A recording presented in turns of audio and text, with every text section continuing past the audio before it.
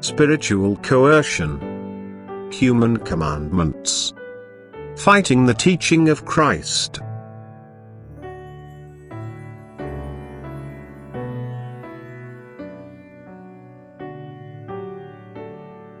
All spiritual coercion has to be condemned because the human being's action resulting from it cannot be valued by God. Only complete freedom of will determines the value of people's actions. Therefore they should be informed of Christ's teaching, but they should not be duty-bound to lead a specific lifestyle as a result of rules and regulations, which they will then dutifully and habitually observe. People should certainly be educated to think and behave correctly, but they should only ever be shown the rights or wrongs of their actions. They have to be advised to practice love, but they should never be urged into actions by rules which do not match their inner will. Only the commandment of love should be observed and therefore also taught. Because anyone who fulfills the commandment of love shapes his heart such that it will want to carry out of its own accord those things which correspond to God's will.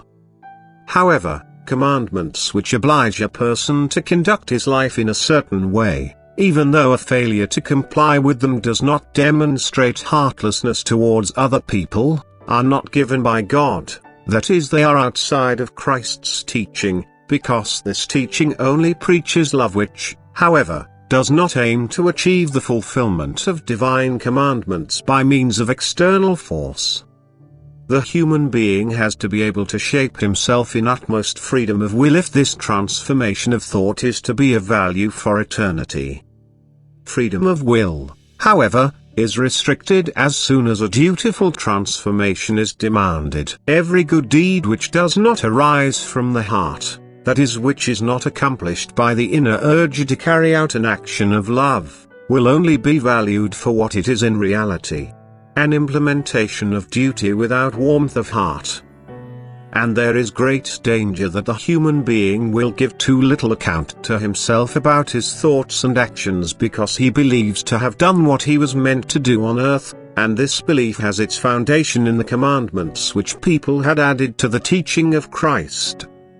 Only the divine teaching of love is to be understood as the teaching of Christ, but never humanly decreed commandments which aim to achieve something else than just true actions of love.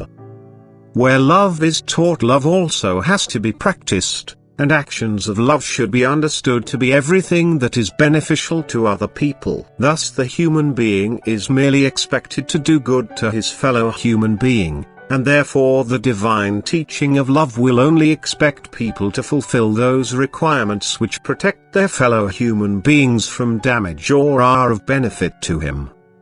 When the human being considers the well-being of his fellow human being, he is living within love, because it is urging him to help other people.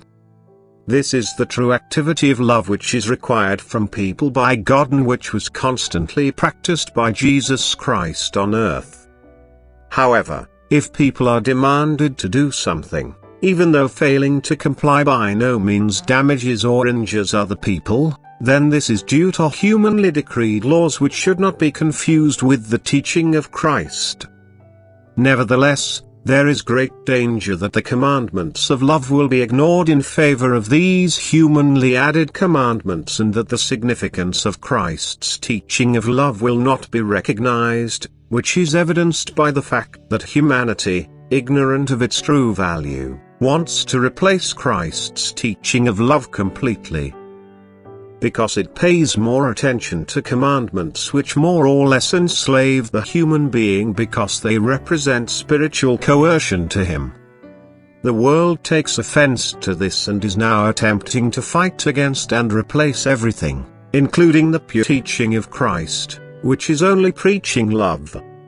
Everything added by people to the divine teaching of love was only done to infiltrate the pure teaching of Christ with error, because it is deviating from what Jesus Christ has left to people as his work. However, only what is of God will remain, but human work will pass away. Amen.